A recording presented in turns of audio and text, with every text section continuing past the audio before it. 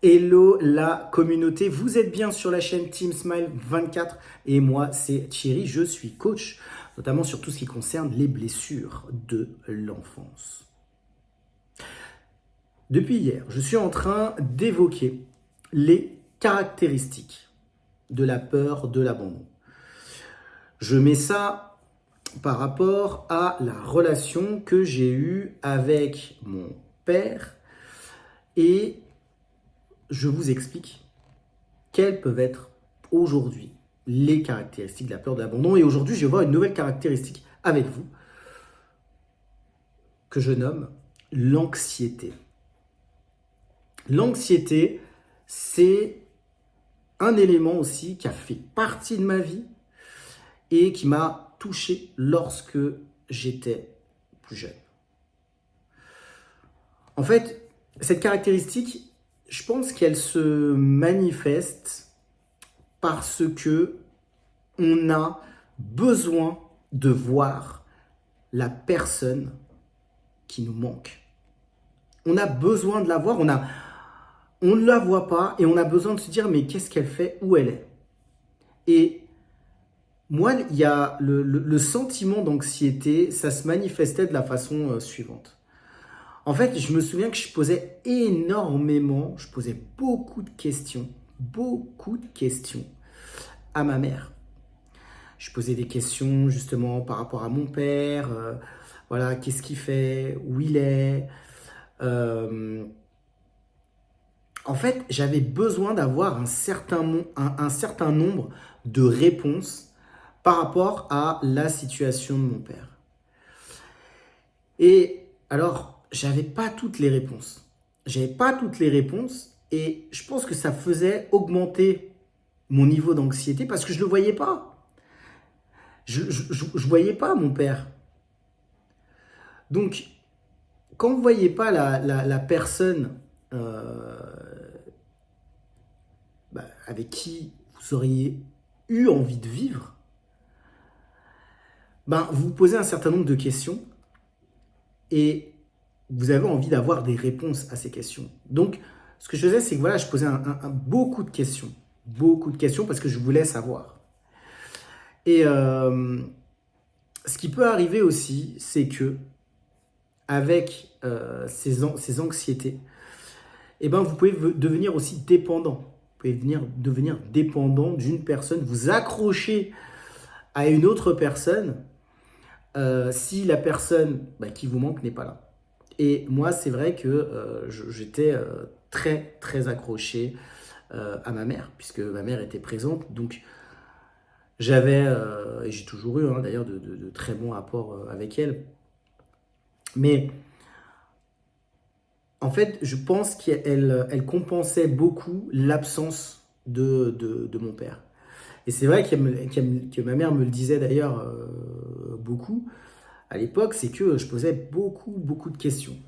Parce qu'en fait, au travers de mes questions, j'avais besoin aussi peut-être d'être rassuré sur la situation de mon père lorsqu'il n'était pas là. Que faisait-il? Où était-il?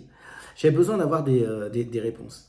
Et je pense qu'il se passe, c'est que quand on est enfant et qu'on ne voit pas la personne qui nous manque, qui est censée être présente, moi, c'était mon père, mais ça peut être une maman, ça peut être un membre de la famille voilà, qui nous manque et qui devrait être là. Et on s'interroge dans notre tête, ça tourne, on peut s'imaginer plein de scénarios. Et, euh, et c'est vrai qu'on ne s'imagine pas qu'un enfant peut réfléchir, qu'un enfant peut se poser des questions. Et je pense que ça peut être dur aussi pour la personne. En l'occurrence, là, c'était ma mère, à devoir trouver des réponses. Et peut-être que, et sûrement que, voilà, elle n'avait pas toutes les réponses. Je pense qu'il y a besoin de voir rassurer aussi l'enfant. Et, euh, et ma mère, là où elle a été très forte, c'est qu'elle savait me rassurer, elle savait répondre à mes besoins. En tout cas, lorsque je posais des questions. Alors, c'est sûr, elle n'avait pas la réponse à toutes les questions que je posais. Néanmoins, elle savait être là. Elle savait pouvoir compenser le manque et savoir surtout être présente. Et je dirais peut-être une clé, surtout quand on n'a pas toutes les réponses, c'est de pouvoir essayer du mieux possible de répondre à l'enfant qui pose les questions. Même si on n'a pas toutes les réponses, essayer au moins de donner les réponses que l'on a sans blesser l'enfant si on peut le faire, sans le choquer non plus, mais lui donner des réponses adaptées, des réponses qui vont être adaptées à lui. Ma mère a très bien su le faire. Et je pense qu'il y a beaucoup de parents, peut-être qui peuvent vivre cette situation et qui savent parler à leurs enfants. Peut-être que aussi il y a des parents pour qui c'est plus difficile. Mais c'est vrai que je me rends compte en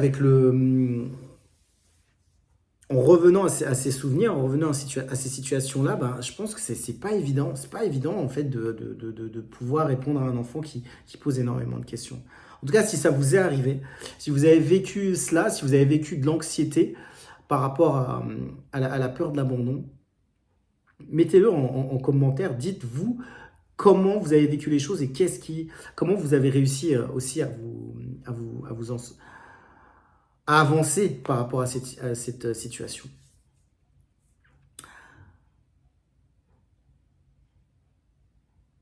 Comme d'habitude, j'ai mis des créneaux pour pouvoir me joindre à travers d'un calendrier. Vous êtes totalement libre de vous inscrire. J'ai aussi mis mon adresse mail si les créneaux ne conviennent pas. Je serais ravi d'échanger avec vous, tout simplement, sur tous les sujets que j'évoque et que je partage. C'est tout, mais c'est déjà beaucoup pour aujourd'hui. Et on se retrouve très bientôt pour une prochaine vidéo sur Team Smile 24.